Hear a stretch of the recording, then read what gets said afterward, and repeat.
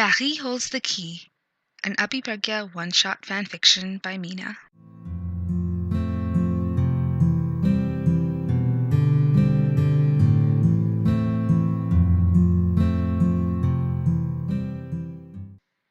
Mesdames et messieurs, ladies and gentlemen, kindly fasten your seatbelts as we prepare to land.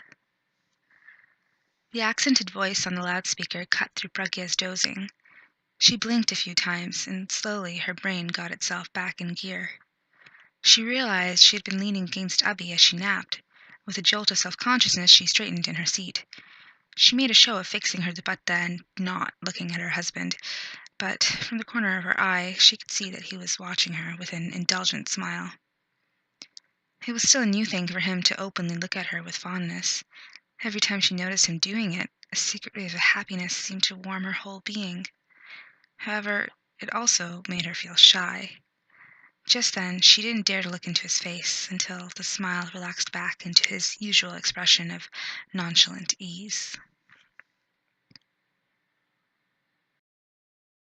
Dear passengers, the local time in Paris is 7 p.m. An hour of sunlight remains, and we're told that a comfortable breeze lightens the air on this beautiful night. We hope you enjoy your stay in the City of Light, and thank you for flying Air France. Bienvenue à Paris. At the air hostess's last words, the plane began the steepest portion of its descent. On reflex, Pragya grabbed Abhi's hand for support.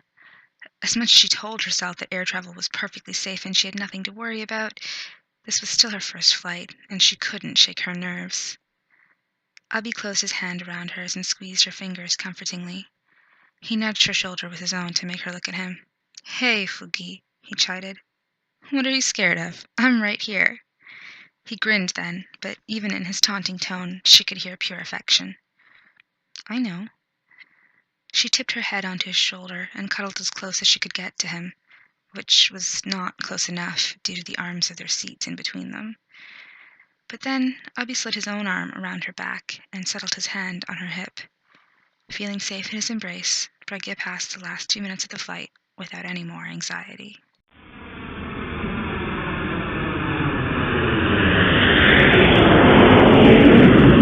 Due to an impossibly long customs line, traffic, and the distance between the airport and the city, it was close to 9 p.m. when they finally reached their hotel. Having slept on the plane, Pragya actually felt refreshed enough to think about taking an evening stroll after they checked in and dropped off their luggage. But one look at Abhi's tired eyes made her dismiss the idea. Better to let him get a good long sleep and be cheerful tomorrow than to drag a cranky husband around and ruin both their moods for the night. When they made it to their suite, Pragya noticed the window wall in the seating area and promptly forgot about everything else. She dropped her carry-on and walked straight across the room. "Wow," she breathed, feeling her cheeks already starting to hurt with the intensity of her smile. "This is amazing." Abhi came behind her and wrapped his arms around her waist. His chin settled on her head, and she could see his smiling reflection in the window. "You like it?" he drawled, sounding like he didn't need to hear her answer. It was hard to think with him holding her so close, but after a moment of letting the joy of his touch wash over her, she gave her attention back to the cityscape. "I love it. This view is unbelievable. I can't believe I'm here and seeing it all with my own eyes.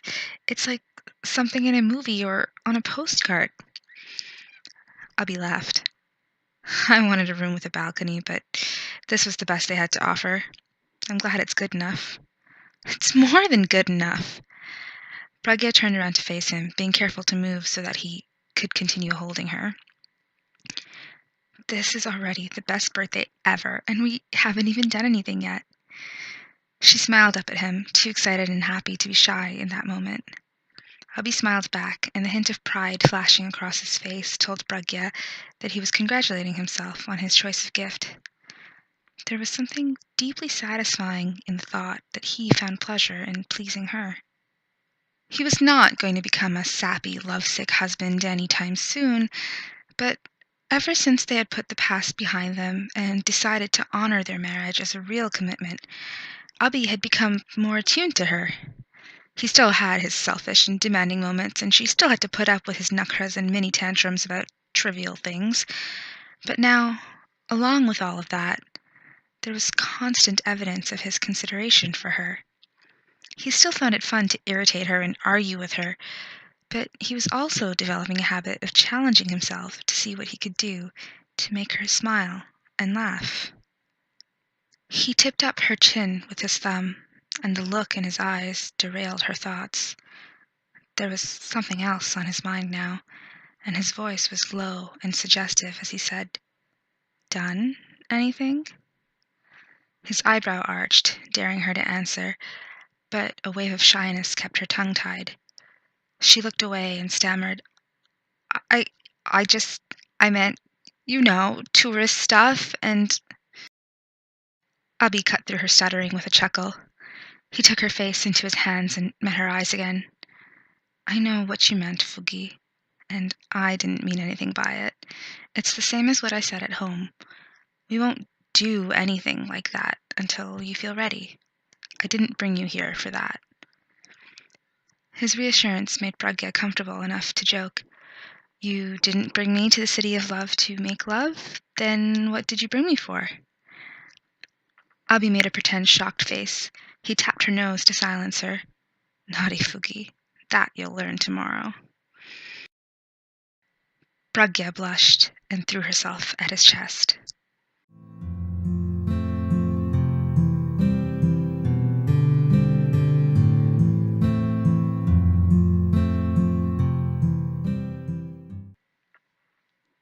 The next morning, Abhi got annoyed with Pragya taking forever in the shower and told her he'd wait for her in the lobby. They had agreed to stroll around until they found a cute cafe for breakfast, but Abhi was starting to think he could sneak off to the hotel buffet and eat enough breakfast for both of them before Fugi ever came down.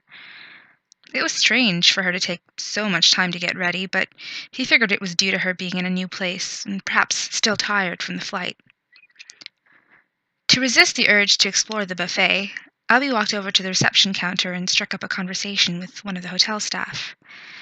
The dark-haired young woman was fluent in English and happily recommended some nearby restaurants for that breakfast Abhi was beginning to seriously crave. Then, to his surprise, she confided that she was half Indian, and she recognized him from the posters her cousins had back home. She asked for a selfie and an autograph, and since she'd been so helpful, Abhi couldn't refuse. He was still chatting with the girl when someone behind him cleared their throat and tapped his shoulder. He glanced back and saw a woman he didn't recognize glaring at him with her arms crossed. Shrugging in confusion, he started to turn back to his newfound fan, only to nearly give himself whiplash as he whirled back around to look at the woman again. She was of medium height with creamy, fair skin. Her dark denim skinny jeans clung to every curve of her long, lean legs. She was wearing a cropped brown leather jacket unzipped over some kind of floaty, floral-printed blouse, and her long dark hair was tamed into a loose side braid. Abhi would have sworn that he didn't know her at all, but it was impossible to mistake her unforgettable eyes, even without her ever-present chashma.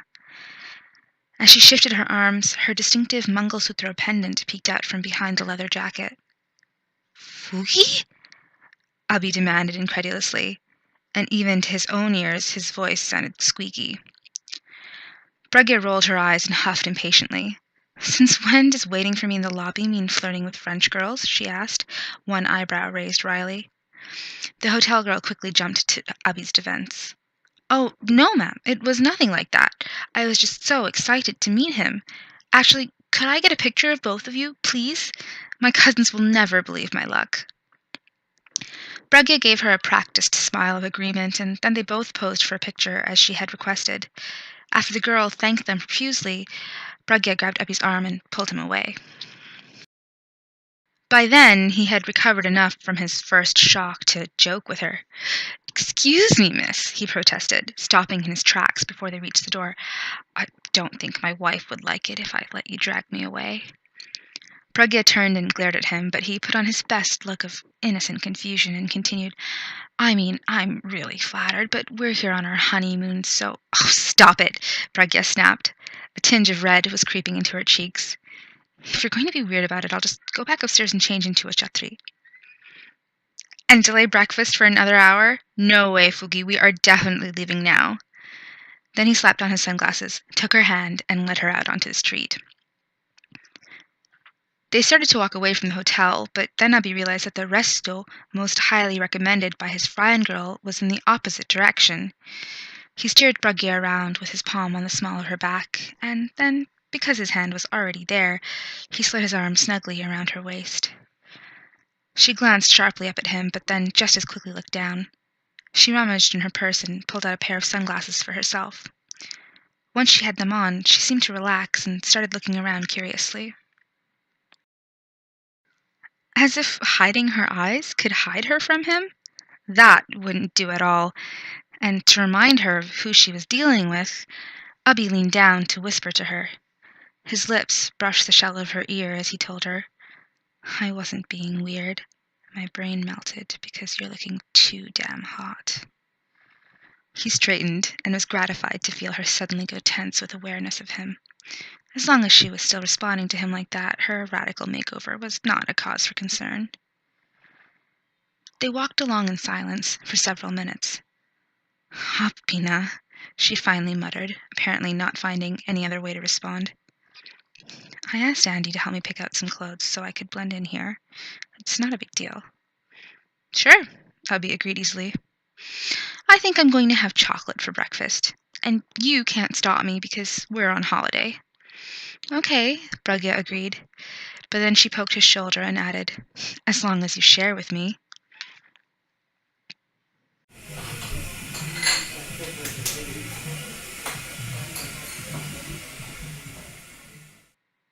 After breakfast, they made their way to the Louvre, which Abhi knew was at the top of Pragya's wish list for Paris attractions to visit. He was shocked by the size of the museum. Who knew an art gallery could take up a whole palace?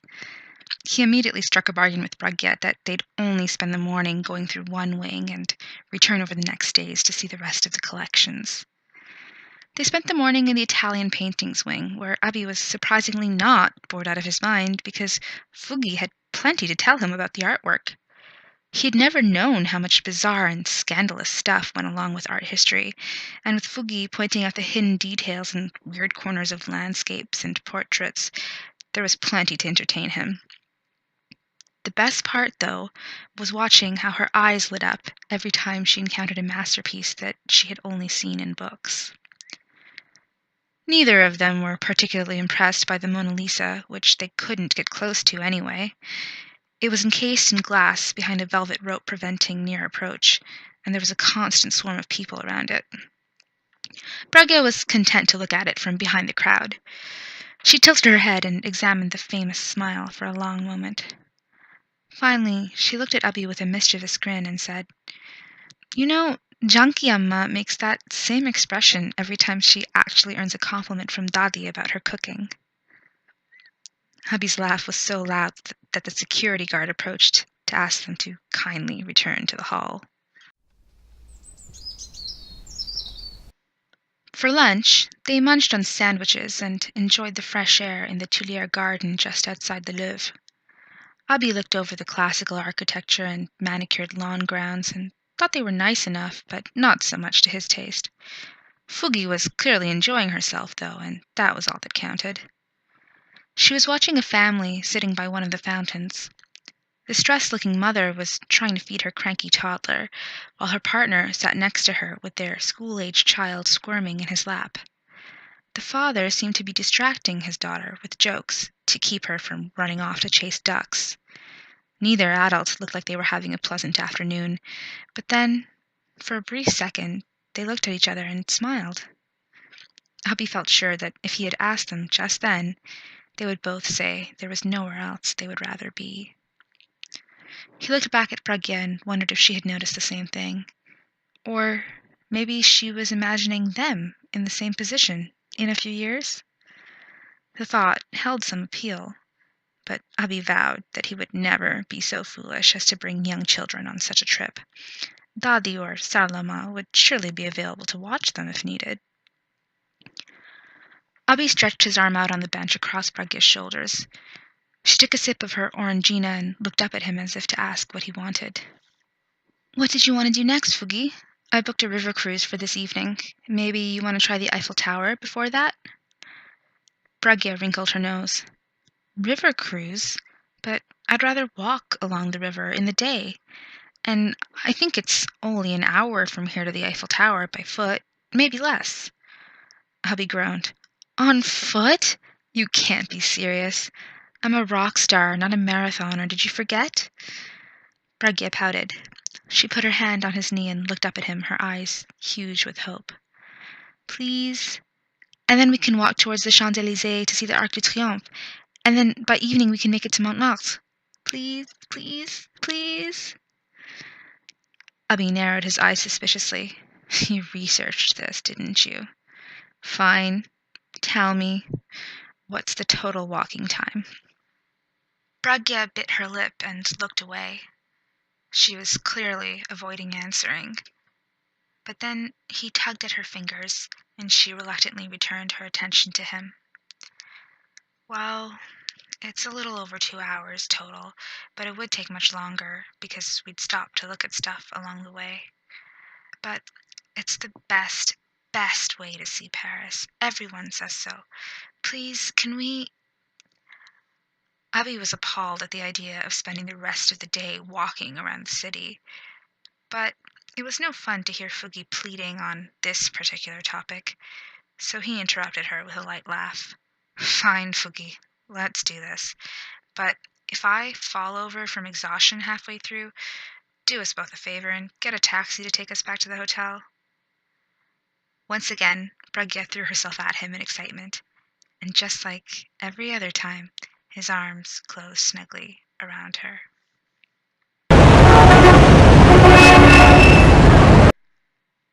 By evening, Abhi and Pragya had indeed made it to Montmartre. They had stopped many times to take pictures and to look at more monuments and special sights than Abhi could remember. They'd also picked up snacks several times along the way, and Abhi had gorged on 2 doner kebab wraps for dinner. Easy food to eat while walking, but filling enough to make up for the 3,000 calories he'd surely burned that day. Pragya claimed to be too excited to eat, but at his insistence, she nibbled her way through an entire baguette over the course of their epic journey. In Montmartre, they had come across many street vendors selling all kinds of souvenirs, and they had to talk each other out of buying more trinkets than they could carry. Some of the stall owners were Desi and actually recognized Abhi, and after some jovial conversations in Hindi, they all ended up asking to take pictures with Abhi and Pragya. Among the throngs of tourists taking all kinds of selfies, this didn't actually make them stand out. It had been a special kind of torture to climb the 300 steps up to the dome of Sacré-Cœur Basilica, but Fugi promised him it was absolutely the last leg of their journey, so he made the trek without much complaint. They both found the church impressive in an impersonal kind of way, but the real treat was the amazing view from the top of the hill. As dusk began to color the sky with bands of pink and purple, Abhi and Pragya stood looking down at Paris from the best vantage point in the city. Pragya leaned on the railing and sighed in contentment. She reached for his hand and smiled up at him. Abhi wondered for a second if he'd somehow blinked and skipped straight to sunrise, because he'd never seen a smile so bright. "Thank you," Pragya said softly. "Today has been perfect. My actual birthday might be tomorrow, but I think you're safe from having to give me anything for at least 10 more years." "Only 10 years?" Abhi clucked his tongue. "You'd think all that walking was worth at least 20. Pragya's lips quirked as she held back a laugh. "No, not that much. But it is worth this." Then, to his surprise, she took hold of his shoulders, leaned up on her toes, and kissed him. The kiss ended as soon as it began, nothing more than a quick peck on the lips. But his hands instinctively closed around her, and he kept her in place, while his dazed brain returned to its senses. Then he smirked at his cheeky wife. "What was that, Fugi?" He tangled his hand into her hair and cupped the back of her head so she couldn't avoid his gaze. She cast her eyes down anyway and answered casually, That was a French kiss." Abhi tilted her chin up. "That was not a French kiss." "Yes, it was," Pragya insisted, with her cheeks burning bright red. "It was a kiss, and we're in France, so it was a French kiss." "I think what it actually was," Abhi began slowly, "was an invitation. Am I right? It was a thank you. And yes, an invitation to a French kiss or to more. To everything." The meaning of this answer shocked Tubby into silence for a minute, and all he could do was stare at her. But then the first wave of surprise faded, and he became suddenly aware of every aching muscle in his body.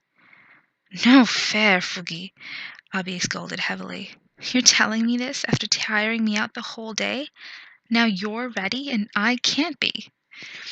Pragya laughed. "Well, then we'll get to it tomorrow, but only after we've gone back to the Louvre for the Greek and Egyptian antiquities." Abhi stopped her with a finger on her lips. "No way. If today was yours, tomorrow is mine, and we're not going anywhere until the river cruise at night." It was Pragya's turn to go silent. She demurely hid her head against his chest. "Okay," she said, her voice muffled as she spoke into his shirt. "Tomorrow is yours." Abhi hugged her tight. To have her in his arms was satisfaction enough, but to have her promise that she wanted to move ahead was something beyond mere fulfillment. A heady mix of happiness, excitement, and unexpected nerves surged through his veins, and he had the strange thought that he had never felt so alive. Then he glanced past her to the city laid out below, and remembered that they had 300 steps to climb down before they could get a taxi back to the hotel. "Damn it, Fugi," he cursed, not letting her go. "Here your yes has me feeling like I could fly, and somehow we have to make it down those evil steps on foot." She pulled away from him then and gave him a guilty look. "Well, actually, there's a cable car for that. We don't have to take the stairs this time." Abhi's mouth dropped open in outrage. She had known there was a cable car and still made him walk up all the way? Oh, he would surely have to get her back for that, somehow. But revenge on that score could wait. He had better things to plan, starting with real French kissing lessons. For the moment, there was still a sunset to enjoy. He turned her to face the city again and hugged her from behind. "जी भर के देख लो फुगी, आजी ऐसा मौका फिर कहाँ मिलेगा." Pragya smiled in recognition of the old Bollywood lyric and took hold of his hands so she could twine their fingers together. She leaned into his embrace and then returned her gaze to the magical city below. Abhi dropped a kiss on the top of her head, and together they enjoyed the first sunset of the rest of their lives.